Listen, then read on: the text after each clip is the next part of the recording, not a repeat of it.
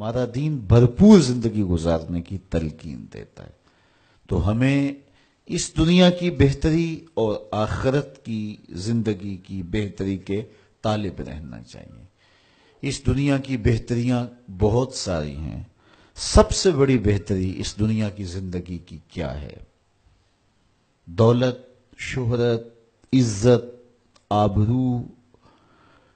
کیا اس دنیا کی سب سے بڑی دولت ہے جو مل جائے تو اس پر بہت زیادہ شکر کرنا چاہیے؟ تو آئیے قرآن کھولیے، سورہ المومنون ہے. ارشاد فرمایا قد افلح المؤمنون، فلاح انہوں نے پائی جنہیں ایمان نصیب ہوا.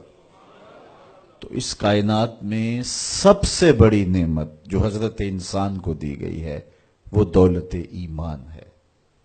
قیامت کے دن سب سے بڑی نعمت جو مومنین کو دی جائے گی وہ دیدار الہی ہوگا.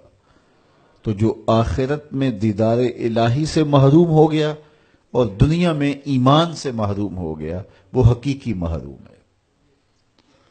ایک شخص چرخ میں اڑتا ہے، ہواؤں میں جھولتا ہے، ہر دولت اس کو میسر ہے، عزت شہرت اس کی باندھی ہے، وقار تکریم اسے حاصل ہے، دنیا جانتی ہے، زمانہ سے لوٹ کرتا ہے، جو چاہتا ہے وہ ہو جاتا ہے، ہر عیش و عشرت میسر ہے، لیکن اس کے سینے میں ایمان کا چراغاں نہیں، کوڑی مول نہیں ہے اس کا.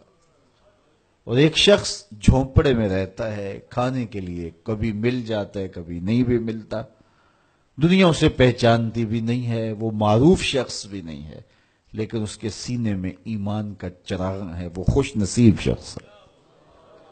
میرے حضور کا ایک فرمان سنیے.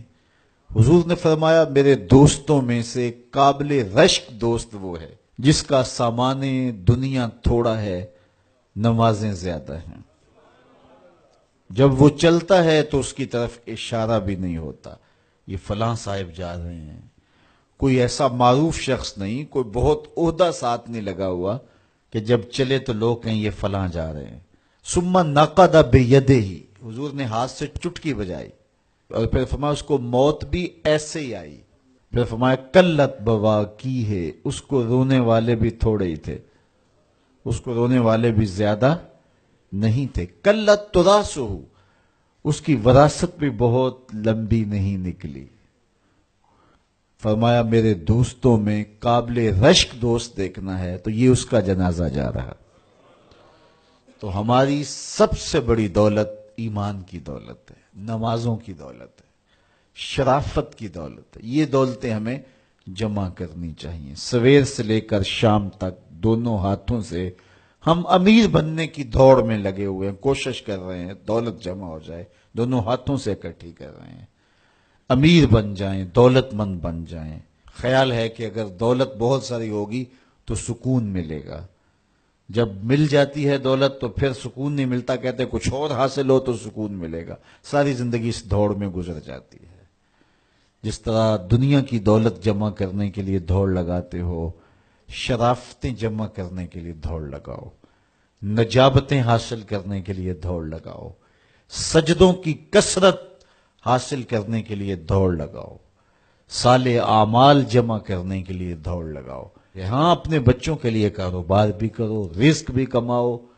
دولت ضرورت کی ہونی چاہیے تمہارے پاس، لیکن فرض کرو اگر نہیں بھی ہے تو اتنی بھی ٹینشن لینے کی ضرورت نہیں ہے. جو میسر ہے اس پہ راضی رہو. دکھوں کو ختم یہی چیز کرتی ہے.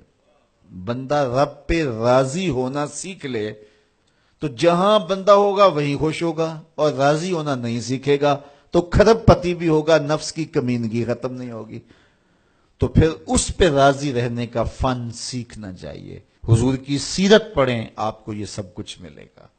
اللہ نے اپنے محبوب کو اختیار دیا، محبوب اگر چاہو تو یہ بطحہ مکہ سونے اور چاندی کا بنا دیں. تو حضور کیا کہتے ہیں؟ ایک دن کھانا دینا، ایک دن فاقہ دینا. جس دن کھانا ملے گا تیرا شکر کروں گا، جس دن فاقہ ملے گا صبر کروں گا. تو اللہ کے حضور عجز یہ بہت بڑی دولت ہے. اگر نصیب ہو گئی تو سمجھو زندگی سوکھی ہو گئی، ورنہ ساری زندگی دھوڑی ختم نہیں ہوتی.